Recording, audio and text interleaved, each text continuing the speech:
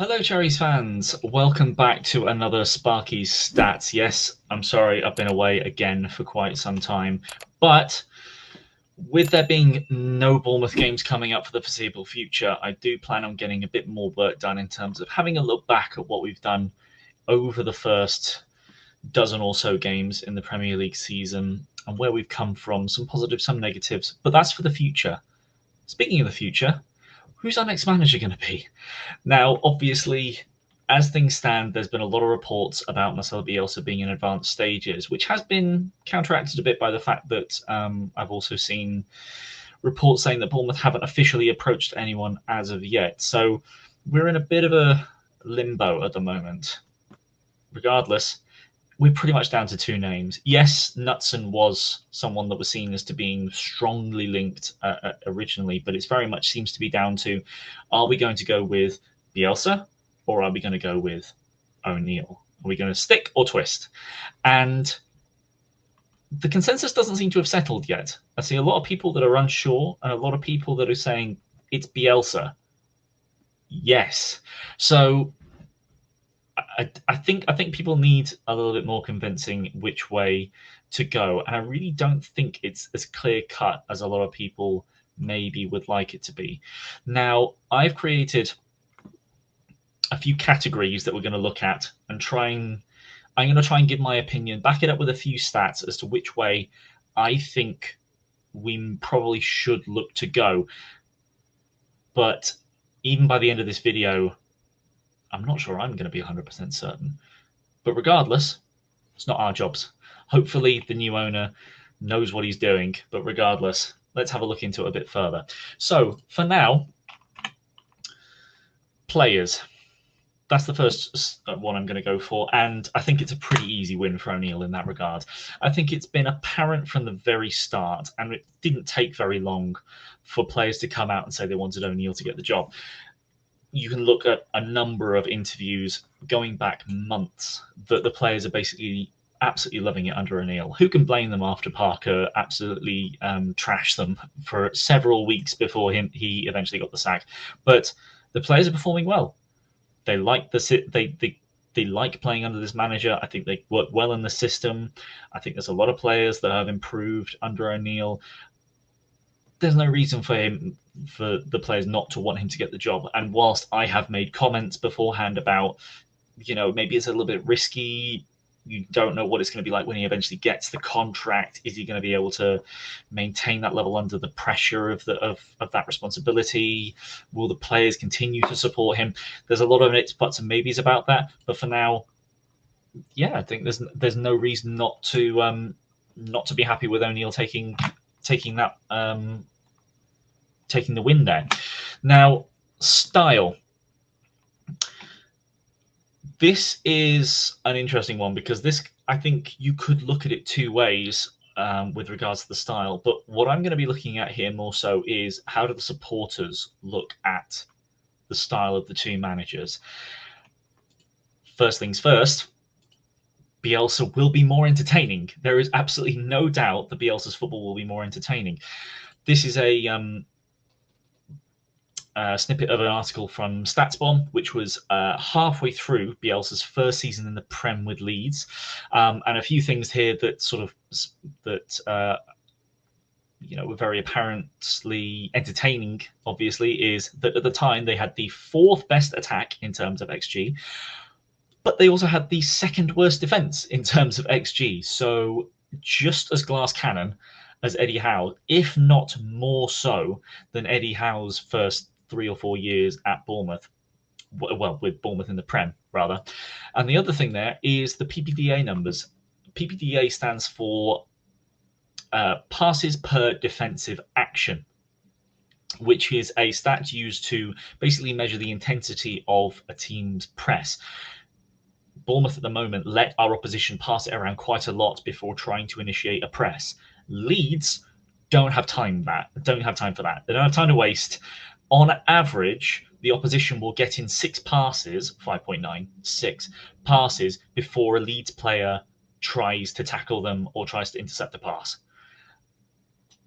Those numbers are very, very, low as those numbers are very, very good. As point here, that at the time that was a Premier League low in the last 4 seasons.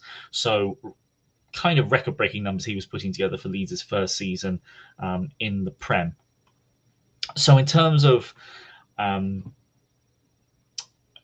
terms of that level of entertainment, Leeds under Bielsa was certainly very, very entertaining. And actually, in terms of directness, it actually correlates. Bear in mind, this is this season. So this is Leeds under Marsh, although they do play not too dissimilar a style to Bielsa. The directness of play is quite similar. It's just the positions on the pitch that the teams play in is a little bit different. In terms of I would say that there are concerns that people might have in terms of Bielsa's defensive, what Bielsa was getting out of the team in the season he was sacked. Well, I would say that in the first season under him in that Leeds side, this is their stats here. Their numbers for goals conceded and points is better than Bournemouth were and Eddie Howe, and we also got 9th in our best season in the Premier League. In comparisons, Leeds there 62 goals, Bournemouth 55. Leeds conceded 54, Bournemouth conceded 67, so 13 better. Points 59 compared to 46. And while Bournemouth actually underachieved a little bit in terms of defensive numbers, we were overachieving a little bit in attack and in terms of points. Leeds were significantly overachieving in terms of their defensive numbers, but in terms of attack, it was pretty close in terms of what they would expect.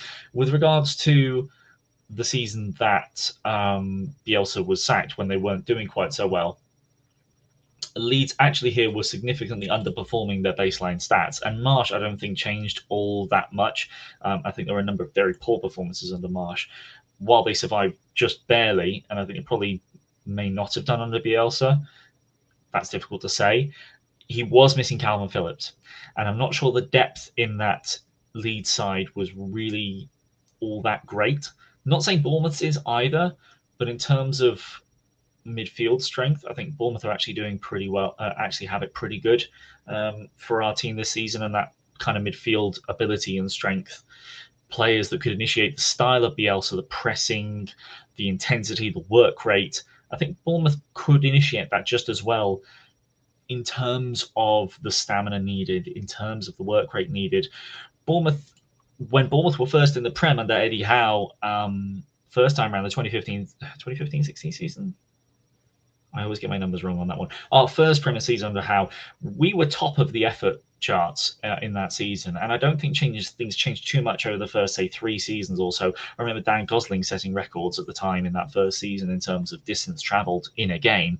I wouldn't be surprised if he's still right up there, even 7 or 8 years later.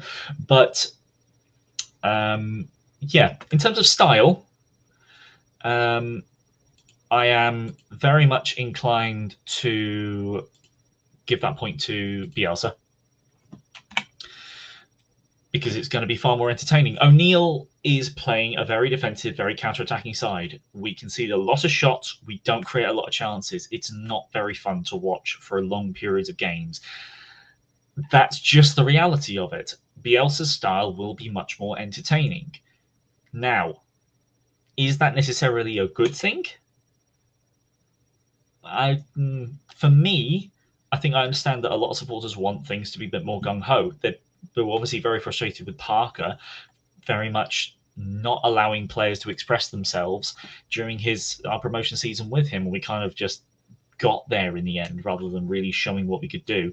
And then this season, it's a completely different style. It's very defensive. It's all counter-attack. It's completely different to what we were doing under Parker last season. And O'Neill is getting a lot out of these players, but that isn't what Bournemouth are used to. This is very low possession.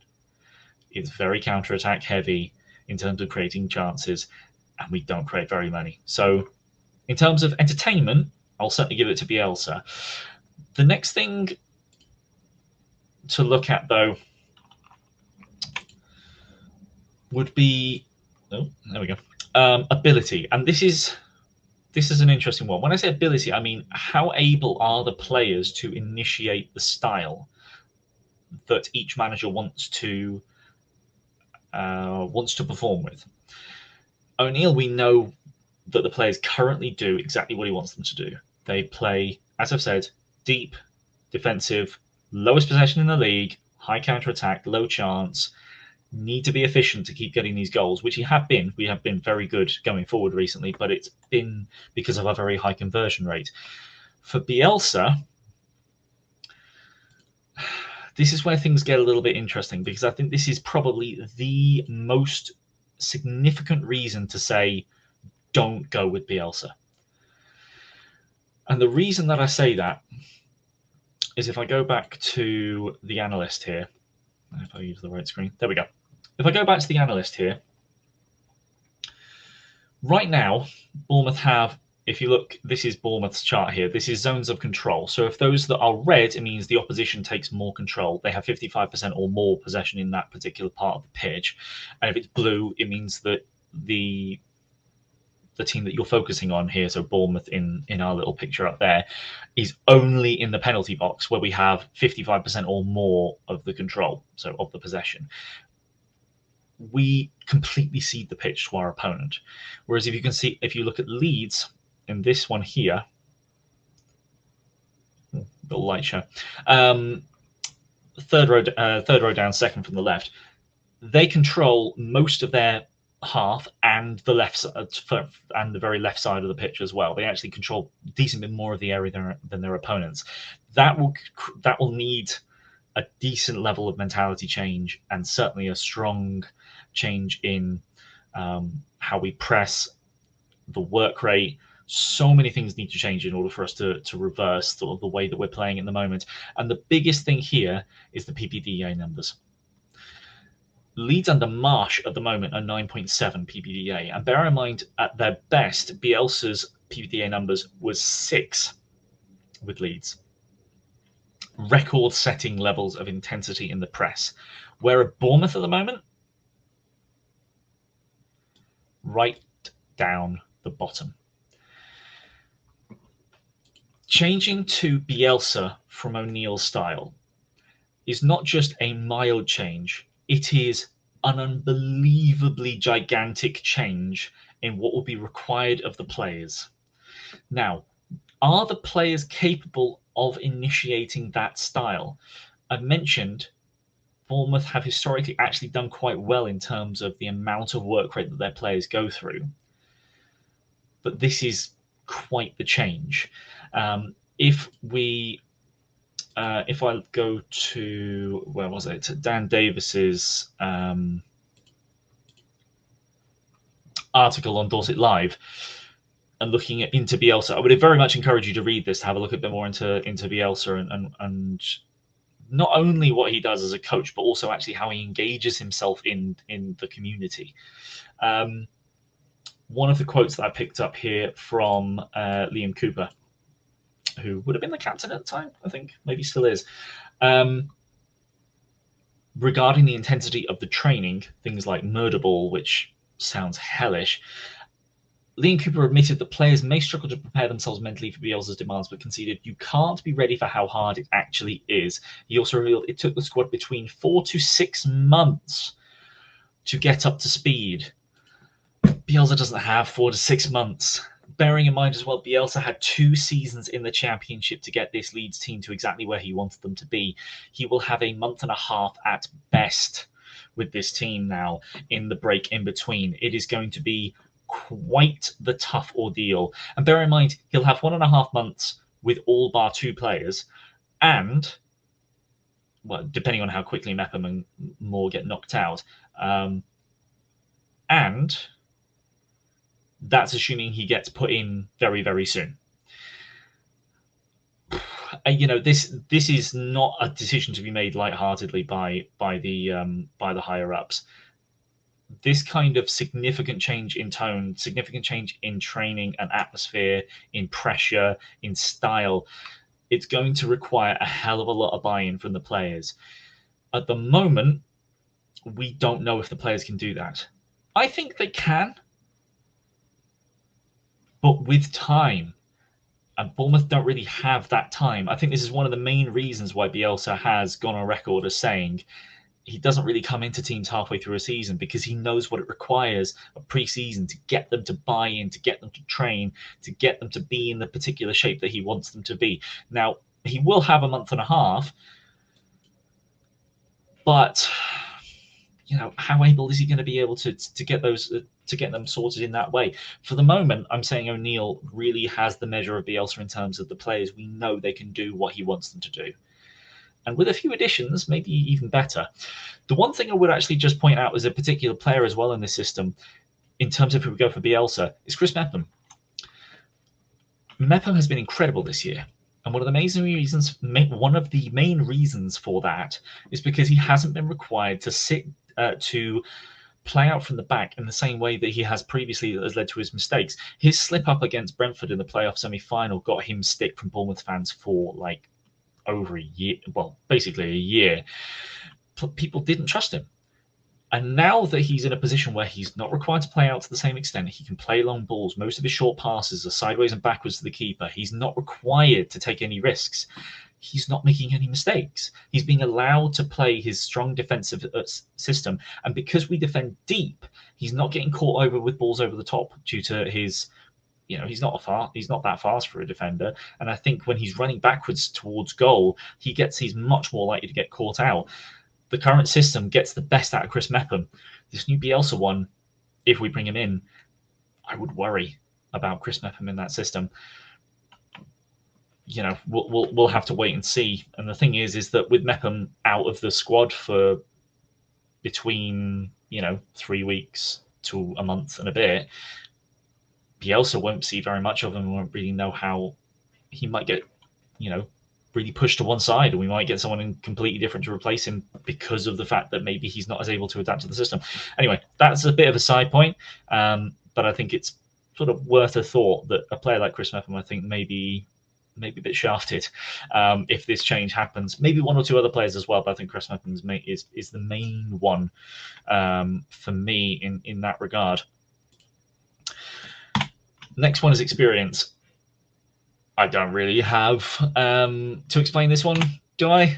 Bielsa. And this is not just in terms of age, obviously, matches managed, but one of the main reasons we lost that lead, those leads and Tottenham games is because when the other managers made changes, O'Neill didn't respond. He didn't react to the complete shift in the game. He allowed the players to continue to defend even deeper than usual. He didn't bring on the likes of Pearson to shore things up. Against Tottenham, when he brought on Anthony and changed the shape, that was a little bit odd. As much as I don't really find that one too bad. When he brought on Stevens right at the end, pushed Smith to right wing back, changed the setup of the defence, and I think it messed things up in terms of defending the play that led to the corner, then the corner. Really bad mistakes, I think, in terms of lack of experience and sort of keeping things a bit more simple at that point in the game, but then not making the changes earlier on to really shift things. Yeah, there's a number of ways you can look really at experience as a general topic, but any way you look at it, it's clearly Bielsa. And this last one maybe is something that I think some of you watching this maybe find a bit odd. Is just the name. And there's two ways that I would look at this. Is that firstly, Bielsa is more well known amongst football in general. O'Neill is well rated in England. I think he really is amongst coaching circles within England. At Liverpool, he was clearly very highly rated. They kept him for a while, and then we stole him under Woodgate. And he's doing a really good job at the moment. And I think in years to come, I think he could show himself to be a very good manager, one of the up-and-coming ones. I really do think he may end up being championship level. He may get himself back into the Premier League if he isn't able to stick with Bournemouth. But with Bielsa, he is known worldwide. He is known as an influencer to Pep, an influencer to Jurgen Klopp, an influencer to so many different great footballing managers of the current system of the modern age. Sorry, and a lot of players, I think, would like to play for Bielsa, whereas O'Neill doesn't really have that pull. When we're looking to bring new players in January and they go, you're going to play for Gary O'Neill. Okay, fine. You're going to play for Marcelo Bielsa, you know, the guy that Pep sees as his main influence. And you go, oh, that's a bit more of a pull. And the second thing is Bill Foley. In terms of name, he's going to be more enticed by a bigger name. Now, not every new owner brings in a big name. And I think historically, we've seen that this has been a mistake by a large number of owners. I mean, God, you think back to, what was it, Birmingham bringing Gianfranco Zola, I think I remember a few years ago, that completely failed. I think that was Birmingham. There'll be plenty of examples going back. I'm not going to come too much off those. This video is long enough as it is. But in terms of a name, I think that very much definitely pushes it towards Bielsa. Purely from bringing in players, and in terms of the new owner wanting, quite possibly wanting a big name to sort of make a statement and sort of to try and push us on even further, or at least that would be the idea. But again, look at the points that are given to O'Neill. Will the players prefer O'Neill or Bielsa? Well, they definitely really like O'Neill now. And are the players able to initiate the style that Bielsa would want to bring in? Maybe. And they probably would, with a good few months of time to embed themselves into that new way of thinking and new way of playing. But right now, Bournemouth are getting over a point per game under O'Neill's system. So those are two massive ticks in the O'Neill column. Like I said, with ability and the ability of the players to implement a completely new style, that's the biggest positive for O'Neill and the biggest negative for Bielsa. We don't have the time to give Bielsa 4 months to get the players going in and get the players to the stamina levels that he wants them to be at. So right now, I certainly think that Bielsa, like most people do, is going to be the one that gets the job.